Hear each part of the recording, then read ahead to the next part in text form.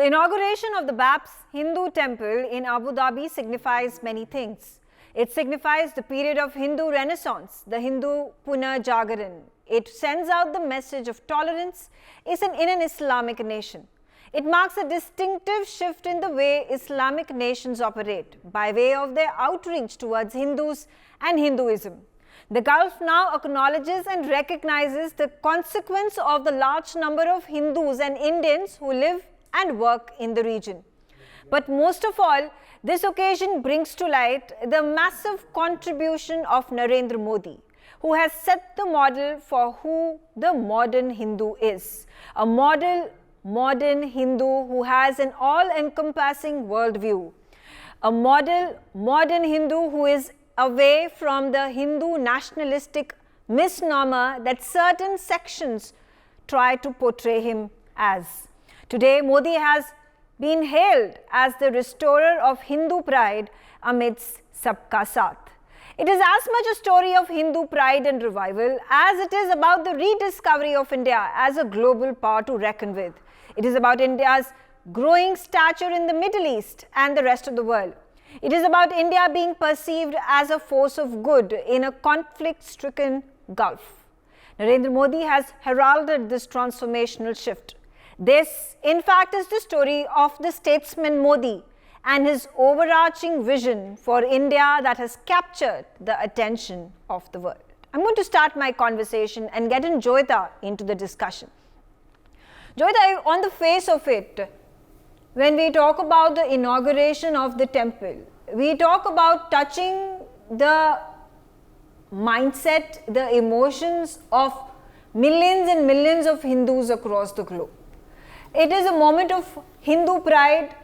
It is a moment where the world and particularly the Middle Eastern nations recognize, acknowledge the fact that Hindus and Hinduism is actually followed by the large percentage of people in the world.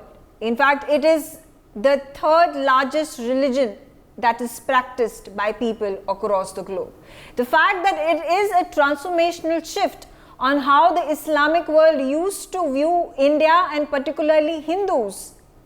And in 2024, the position and stature that India finds itself in, which directly reflects into what has been perceived by the world and in terms of the respect that is given to our culture, to Hinduism. Well, Megha, to start with, I think first of all, when we are looking at a modern Hindu, first when we are talking about Hinduism, perhaps if there is any true religion of peace, and that is Hinduism. We have never tried to conquer, our religion has never tried to conquer anyone by the sword. If you are looking at India's history in the past and all slavery, when you are looking at, say, for example, the West or the Middle East, anywhere, slavery has been an intrinsic part of the history of the West and the Middle East. That has not been there in India when we are looking way back in history. So, in a way, I would say that is why, it is the most peaceful religion in India, in the world, number one. And you see, when you are talking about the modern Hindu is not, or rather Hinduism has never really, made us, in spite of the stratification that has been there in our society in terms of caste and all, we have always been very forward looking. Particularly, I would say in 2024, in the last one decade or even earlier than that, we have been very forward looking. When we are looking for example, we are definitely not left of center. You see, the whole space from where we are looking at secularism, for example, that's a very left of center space. Now, as Hindus, we are all secular. We all believe in terms of, equality of faith and not the secularism. I'm not talking about the secularism of the West, the way the West understands it, separation of religion and church. So, in that way, when it comes to equality of faith, we believe in that. At the same time, we are so bound to our traditions, but in spite of that, we are very forward-looking.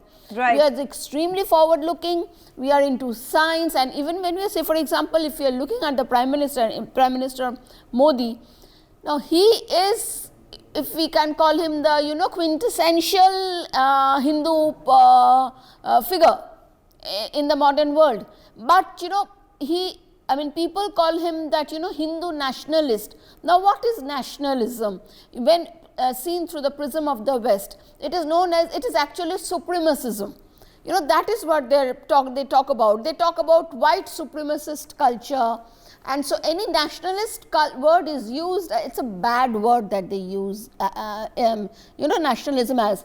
So I think for us we need to use the word more about patriotism than nationalism. Okay. Because, and even if you compare Mr. Modi to other world leaders who are of right of centre, particularly in the US and all, you see, there's a huge, you cannot fit him in that box that the West has prepared for people who are the right of centre. Absolutely. They are supposed to be anti-science. They are supposed to be basically very they're supposed to be conservative. They're supposed to be against everything that is progressive. Yes. So absolutely. none of that is there when you are looking at the Indian right, I would say, mainstream right, or the Prime Minister who represents that section, or Hindus. It is not there in Hindu society. Okay.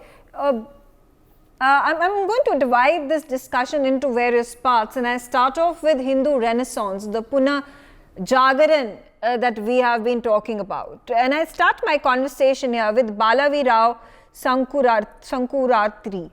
And Bala, when we talk about Hinduism, and it has been all pervasive, and particularly with the spread that had been witnessed in the Indian subcontinent and in the ASEAN nations as well, does this come as a surprise to you that a religion that is practiced by millions and millions of people after Christianity and Islam has very little in terms of information, in terms of knowledge, in terms of what people perceive Hinduism as? And why is it that it has come to such a situation today? Neha, thanks for calling me today. So let me tell you something. I like the word, what you have to use, the modern Hindu, but if I'm allowed, I would like to rephrase it as the original Hindu.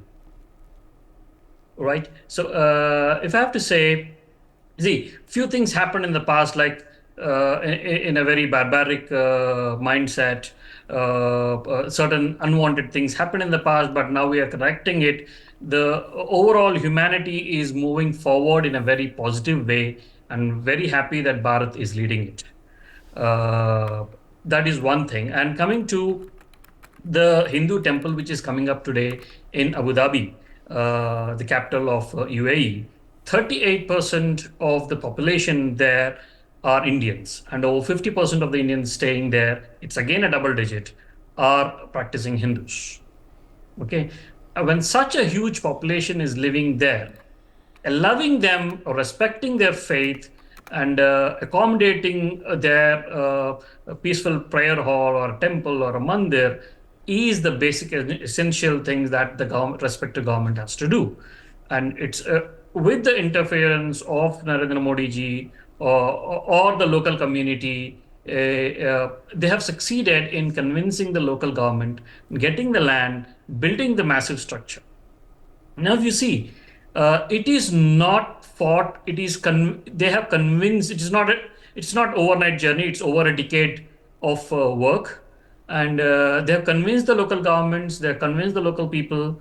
They have made them understand the need or right for their worship, and they have built the temple without disturbing the locals and the local faiths, which was not happened few years back in Bharat. But it's okay, the past is past.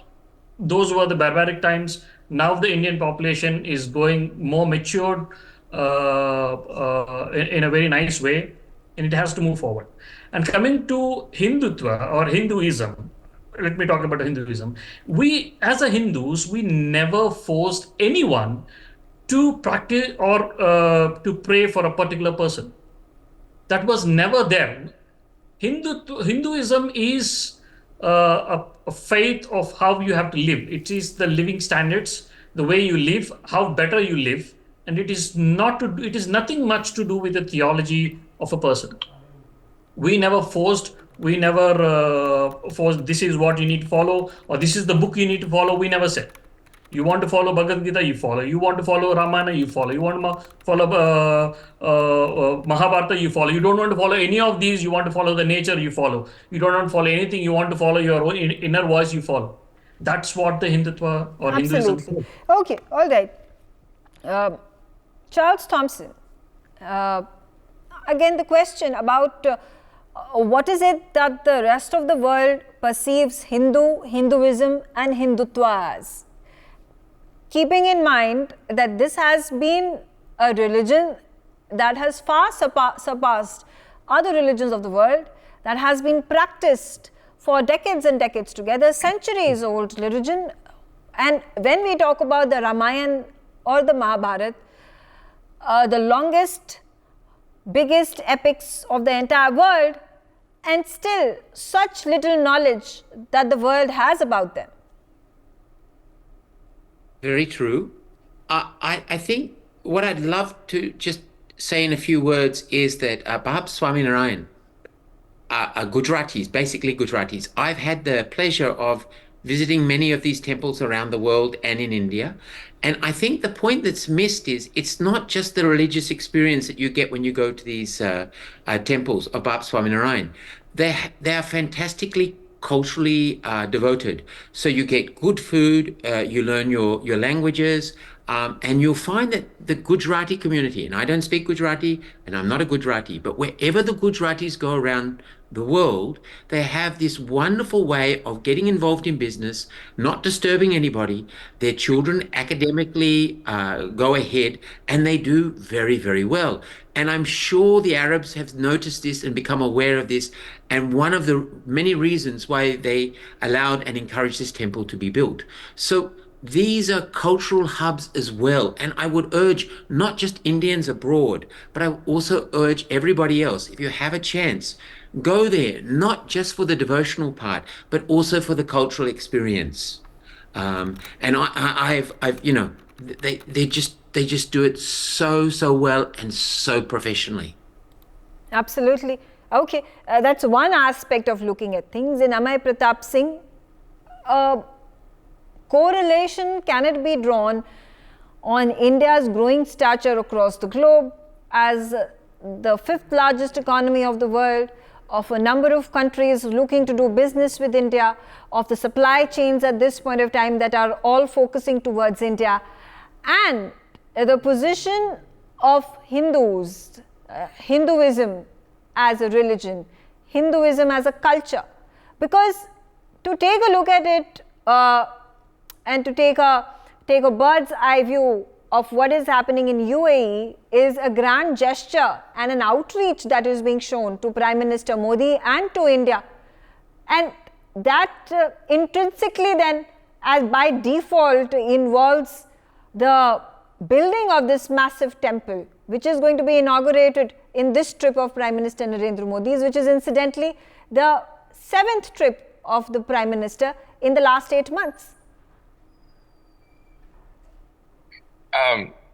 Thank you for having me on the show. The first point I'd like to make is that in the larger historical context of India's relations with the UAE, going back even hundreds, perhaps thousands of years, there are 3 key ingredients that moved from West Asia.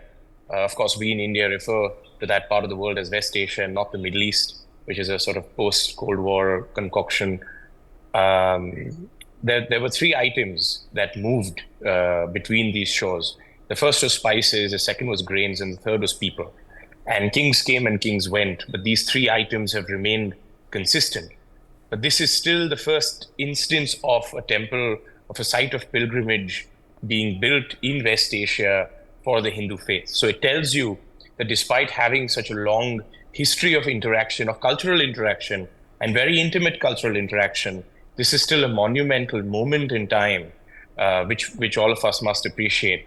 The second point that needs to be made is that it is certainly a monument to Hindu pilgrims, but it is equally a monument to cultural globalization. And it augurs, in my opinion, very well for the larger direction in which West Asia and the UAE is moving. So, for instance, there is now, in this case, an Islamic country that gives land to build this temple, and the temple itself has seven shrines representing the 7 emirates of the UAE, and it also has a reference to the 3 prominent Hindu rivers, the Ganga, Yamuna, and the Saraswati, and no less, it was built by proud Indians and proud members of India's Parsi community, the Shapoorji Pallonji group. So it's really a monument to cultural globalization in many ways. There were workers from 7 or 8 countries that were involved in the process of building this. Finally, to address the question that you asked, where does this leave us in light of the larger bilateral ties? I would say that the Prime Minister's efforts have made a very significant dent. The temple project was conceptualized in the sort of 1990s, but it wasn't until Prime Minister Modi was in power and in 2015 that things finally got rolling and the land was allotted, and the Prime Minister has been awarded the state honors, and we've seen the free trade agreement with the UAE prosper. So this is, in that sense, very much business as usual in terms of an upward trajectory between UAE and India under the leadership of Prime Minister Modi. Right, absolutely. Jyota, coming back to you, and visuals on your screens, these are majestic, beautiful visuals of the temple. Prime Minister Narendra Modi has just arrived over there. He has been garlanded and he is now meeting the people. He is being escorted by the temple priests. He is soon going to enter inside the temple where the inauguration will start. Remember, the consecration ceremony has already been started and that started today itself. And it must have gotten completed up until now, and now the inauguration that is going to be done by the Prime Minister. And Jyota, let's understand from you as well. We talk about the marvel that this BAPS temple is. It is built at a cost of millions and millions of dollars. As Amay said, that this is the Gujarati community, Gujarati Hindu community, the BAPS temple that it signifies, that it represents. It is also, there is also a Parsi lineage to it. Shapoorji Pallonji, who has had a great hand in building this temple. This was the inauguration that is being done now, but several years ago in 2018 is when the Prime Minister visited Abu Dhabi, visited UAE and decided to spearhead this project and to speeden up its construction. And now we see the big monument that is the representation of Hinduism in the Middle East, in Abu Dhabi, in UAE. But when we talk about Hinduism, and I was talking about how there is acknowledgement of the Middle East when it comes to the religion, and there has been, and I say this because there has been quite the contrast, and we see it maybe 5 years ago. The perception of the OIC, the Organization of Islamic Cooperation, was not very much in favor of Hindus in India. They continued to raise the Kashmir issue. I mean, they compared Kashmir to Palestine, and they touted it as a Muslim minority attack issue, which is now completely vanished. It's been put to rest. Well, I am not certain whether it has been put to rest in OIC, because there are lots of countries that are very pro-Pakistan, and Pakistan has some kind of traction with them. But what has happened is Pakistan and then Turkey. These are the two countries that continue to harp upon the point, but on a larger perspective. Because when you see that there are UAE business delegations who are traveling to Kashmir and wanting to invest into the country, when their statements by the OIC against Kashmir become more and more subdued, and it is not a matter of concern, when UAE and Saudi Arabia are holding talks, doing investments, IMEC is being forged between the two countries and the rest of the Middle Eastern countries who are involved in it, definitely goes on to show the overtures that are being made by the Middle East, and Kashmir no longer be a major problem for them. Well, the fact is, you see, it is because India is reaching out and India has established good relations with basically the countries that are the leaders of the Muslim world, the Muslim, Arab Muslim world. These are the Gulf countries primarily.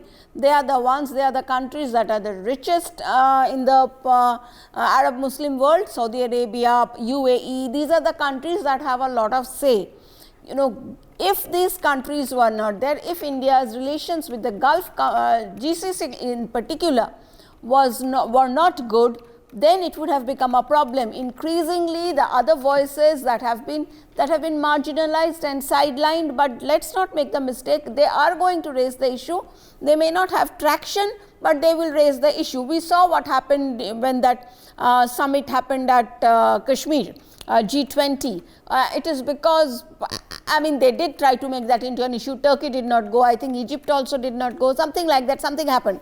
So the whole point is that, but the best part is that these people are getting increasingly irrelevant ultimately, and this is testament to India's rise as an economic powerhouse, as a geopolitical and security powerhouse, and of course India's very deep relations with the Middle East. But at the same time, you see, there is some kind of a tussle inside the Arab Muslim world also about who will be leading the Arab Muslim world, whether it is going to be Saudi Arabia.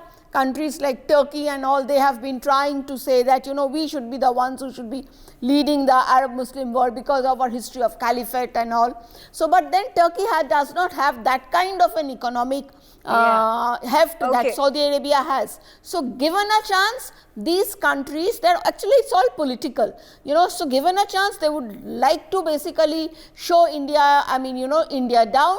But because of India's good relations with Saudi Arabia, UAE, the Gulf GCC in particular, that the OIC is not being able to go anywhere with their anti-India agenda.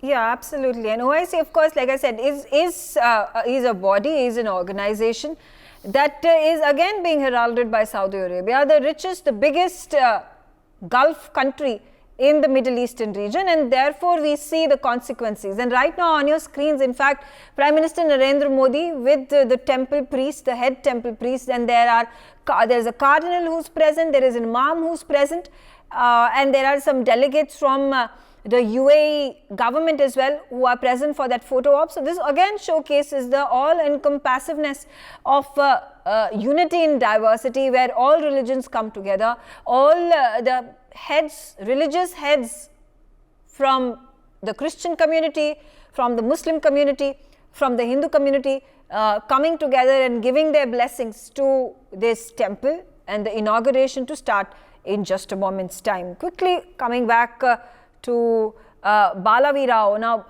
Mr. Rao, the grandeur of this temple is unimaginable, uncomparable, and as Charles said that these are sights to behold.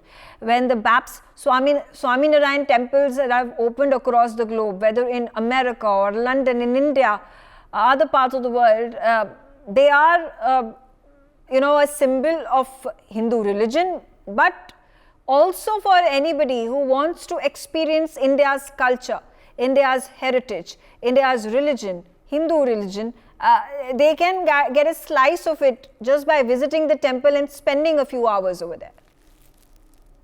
Exactly. See, these temples not only are the religious monuments, they talk a lot about the Indian culture and Indian history. Now people started understanding, we in the research community understand a lot of facts and historical facts in relation to Ramayana, Mahabharata and other epics, what we have. And those are something what the Western world or the Eastern world wants to explore. So you go to Cambodia, the national flag holds Angkor Wat, which has a lot of Ramayana and Mahabharata carved out of it. You go to Indonesia, you find Prambanan temple, a 9th century old Trimurti temple with a lot of Ramayana and Mahabharata over there. It talks about the history of Bharat. It's not just the history of Bharat, it is the history of the entire world. The whole geography of the world, intact how it is today, at least 80% of that is matching in the Sugriva's narration during the Kishkinda Kand. So this is what, and they try to understand what is our history. And India, that is Bharat, under the leadership of Sri Narendra Modi, has given a very clear message that India is working on Vasudhaiva Kutumbakam. And that message has gone very strong and solid outside the world. And those countries which understand the importance of that are coming in support of Bharat. Of course, no doubt about it.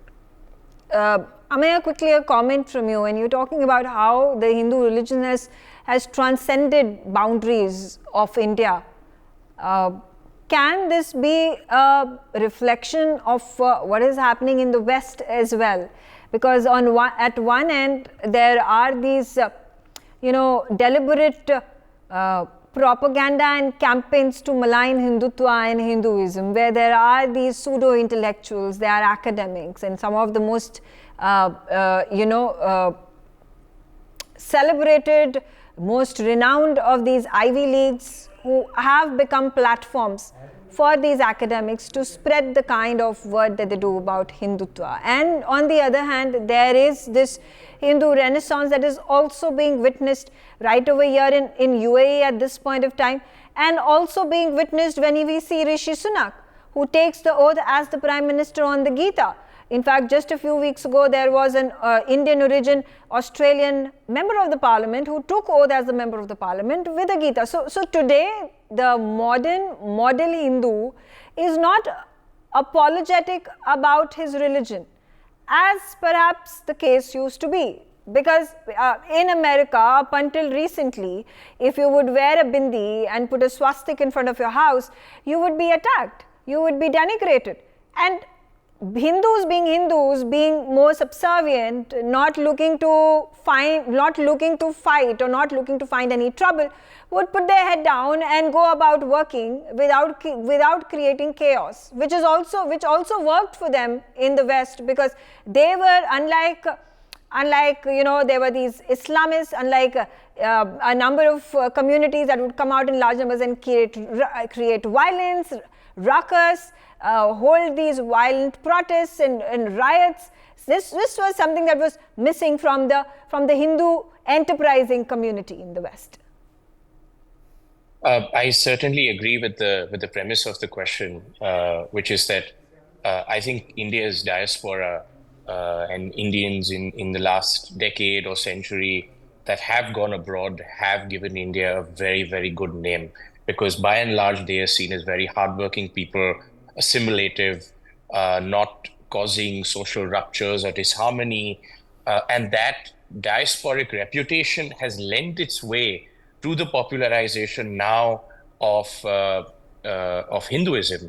The other element, I think, is certainly that with Prime Minister Modi being promulgated to power, there is a pride in Hindu identity that has been created, and that has now led to this unapologetic acceptance and Hindu renaissance, as you speak of. I just wanted to also make a quick point about the OIC that was being discussed earlier. I had interviewed Ambassador Talmiz Ahmad a few years ago. He was part of the Indian Ministry of External Affairs. And he told me something that I think was quite remarkable, that it's not just about cultural acceptance between India and West Asia in particular. When 26/11 happened, it was a very foundational shift in the geopolitics of West Asia as well. Because as far as Mumbai was from Karachi, so were other parts of West Asia. So the threat of fundamentalism, the threat of terrorism equally afflicts these West Asian countries.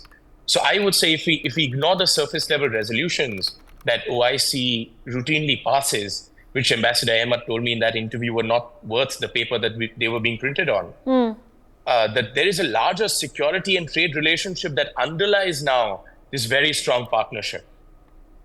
You're absolutely right. For more such videos, subscribe to the NewsX YouTube channel, hit the bell icon.